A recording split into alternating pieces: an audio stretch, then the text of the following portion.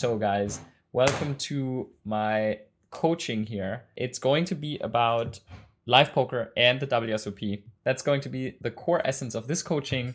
So I will be flying to the WSOP to Vegas in 15 days, and I will share some ideas around how I plan to crush it. Let's kick this off. How to prepare for the WSOP. There's a few things that I realize all the time as people go to the WSOP, they have no idea what they're doing, and I want to share some things. A lot of the things counts for live poker in general. Obviously, the WSOP is much bigger, much longer, much more to optimize. One of the best series or the best series in the world of the year. So there's a lot of value to be gained there, and I want to share my insights around that. So let's get into how we win a bracelet. So I won 3 bracelets so far, so I kind of know how to get there, and I just want to share some ideas around how I prepped or what I think the key takeaways after lots of months in Vegas and grinding the live circuit on the highest level for years. How do we maximize our live poker experience? That's basically the question I want to answer today. To some extent, obviously, I could talk about this for days on days, or how do we win a bracelet? Hopefully that's the outcome. Let's kick this right off. So I have prepped some of the key topics. So basically, one is preparation. It starts before we sit down. There's a lot of things to prep on your Vegas trip. The second point is I want to give you 3 life hacks for Vegas. This also to some degree counts for other stops, but Vegas specifically has some things that you can optimize for, especially if you go for the first time. I've seen people make so many mistakes, spend way too much money on certain things and didn't think this through. So I want to give you the key things in before. Third point, 5 tips to improve your win rate. This is generally more towards the game. I will expand a bit on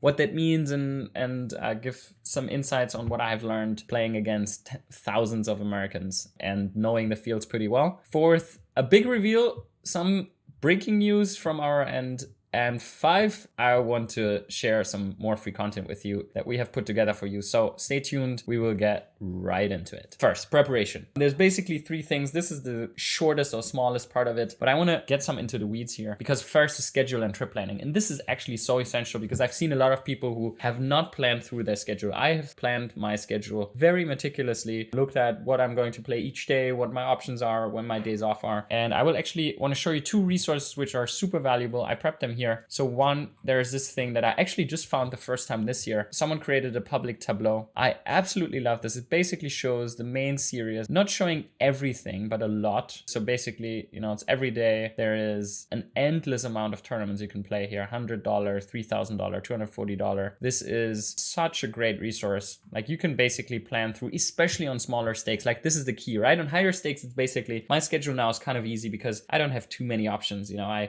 play the highest stuff and then I select a little bit when I play what, but especially if you are, playing between $100 and $1,000, this is gold. You need to study this and take a look at what are all the good players playing, and then you probably have a higher ROI in a good $300 tournament when at the same time there's a $1,500 tournament running, right? Especially if that is your higher end and lower end. I will always prefer a 1,500 just because my ROI is higher, right? Even if I have 150, 200% in a $300 compared to maybe 60, 75 and a $1,500, I would always prefer the higher buy-in, right? For me, it's only very little, but for lower stakes players, I need to say this over and over again, a huge boost to your ROI. Sometimes people play at tournaments, they're, closely beating like a $1,500 no limit hold'em. When this is the highest tournament you've played, you maybe don't have that much life experience. Rather play maybe the $300 bounty, right? Or the $400 at the Aria. These things are going to be incredibly soft when everyone's playing the 1.5K WSOP tournament. I just want to highlight how important it is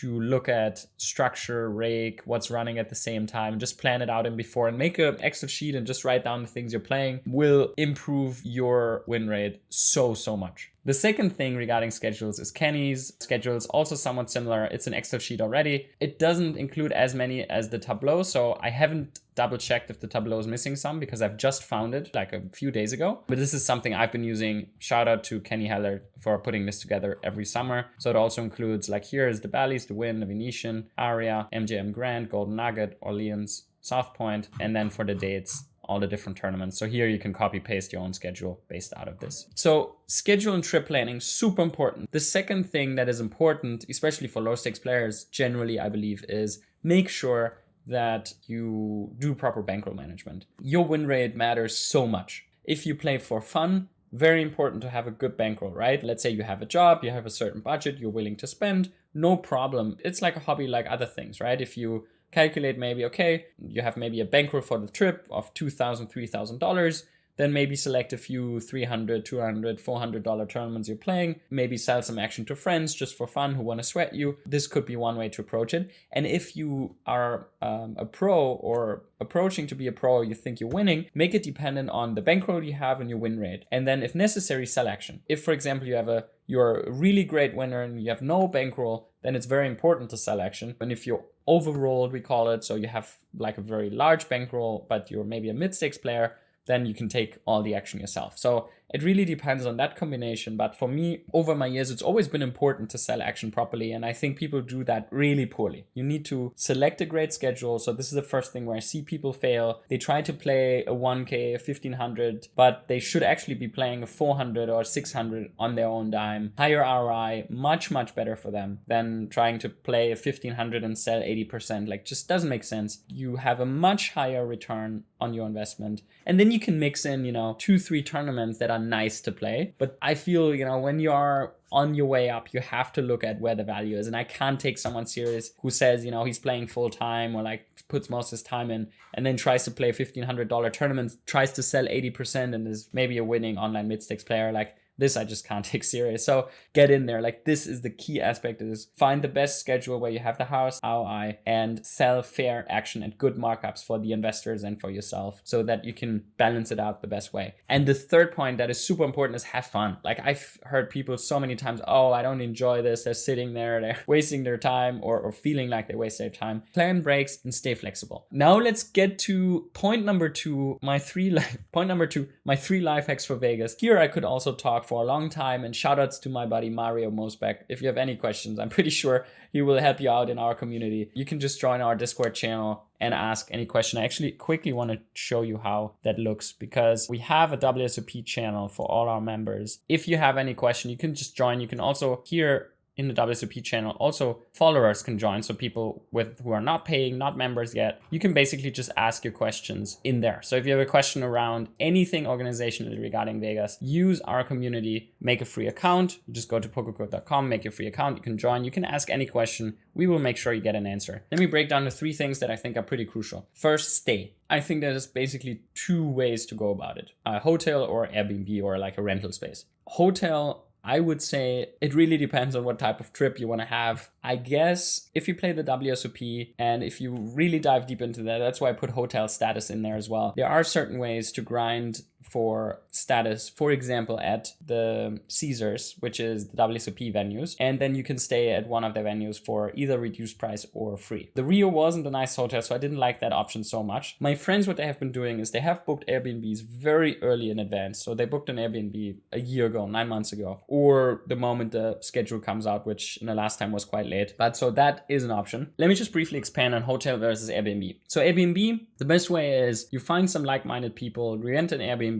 and you are maybe as close to the strip as possible, 10-15 minutes maybe. You rent a car, and that can be really great. Especially, like, the better people, the better your trip will be. I don't like Airbnb so much because I play a lot, and I play also a lot at the Aria, the high rollers. So I want to be close because I go to the Aria, I go back to my room, I then go to the Rio or now to the Bally's or Paris. So I want to be flexible. So I personally prefer hotel. Now this is a bit different, right? Like, I prefer to stay at the Cosmo or the Aria or the Vidara or something in that region because I want to be close to where poker is being played, and I want to be very flexible, and I want to be in a nice venue. There are certain ways to get status. You can actually calculate, how much you're spending in certain venues to get a certain status. This is a deeper dive for another time, but you can find a lot of this online. You can also, with just thinking about it, find some easy ways to get a good status and get some free nights. So I did that. I get a pretty good rate. I'm maybe on average spending $150 per night in a pretty nice hotel, so it was pretty worth it for me. So that's the one option. And if you stay at probably the Bally's, which is, I assume, like an okay hotel, then you can get this really cheap. Like, when you look for cheaper stuff, early, super important, and rewards can help you a lot with some of the more average hotels. If you want to go more high end, I personally like staying at the Aria, Cosmo, or Vidara. Early is the key. The earlier, the better. And the more prepped you are, the better. The other thing actually that changed now is, let's say 2-3 years ago, Uber was the way to go. Like you Ubered for $6 there, $9 there. It was just very easy, always available. Now Uber, I think, is maybe twice as expensive, maybe even more. If you take more than 2 Uber rides a day, a car is the way to go. I don't have a driver's license, so I've never rented a car there. I'm still Ubering. If you take an Airbnb, you will most likely need to rent a car. So just something to consider in before. The second thing is prepare your money. This is something I've seen so many times is you pay when you arrive to get it, and you pay to get it back in the end. So managing money is actually quite relevant. You probably pay 2 to 4% in the beginning, depending on how much people need and how high rollers are and whatever. And then you pay between 1.5% and 3% in the end when you want to get rid of it. So preparing money is important. One little hack there is get a good credit card for free to withdraw money in dollars. There's a few options there. There's one in Germany, I think DKB,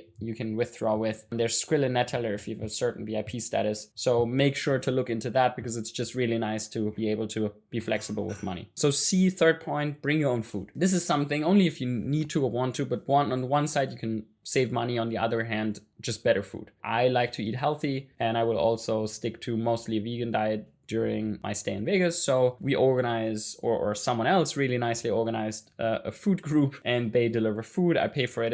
This one is more expensive, but they're like organizing food is definitely something, like having something in your bag, bringing it with you, super big upgrade. Let's get to the really juicy stuff, which is point number 3. I want to give you some tips to improve your win rate during live poker. And I try to make it specific for live poker and also share my way. If I play like a, 1K or 1.5K or 3K, you can adjust this even stronger into smaller stakes tournaments. I want to start with 5 ideas there and expand a bit on them. The first is identifying your opponents. Do it as a challenge. You get on a table and you really try to identify who's what. You can do this super granular with their strength and their tendencies and so on. You can just do it broadly with like 4 categories, right? Like a very strong opponent, a strong opponent, a medium opponent, a weak opponent, or maybe then a 5th category, like a very weak opponent. Or you can also do it more based on their styles, right? Like a very aggressive opponent, like a taggish opponent, like a tight aggressive opponent, or a loose passive opponent. I think that this is absolutely key. My way to do that is very granular. So I don't really have categories I think in, like I really try to, or I do have, but they're like lots of categories. So I really try to look at their strength and their style. So I try to combine these 2 things. So let's take Artur Martirosyan or Michael Adamo. Very aggressive and very strong players. And then there's also how much I think they play based on their intuition or feeling and just go with the flow, and how much do they try to stick to GTO or what they have studied. That also gives me an idea. And then I try to dive even deeper and try to build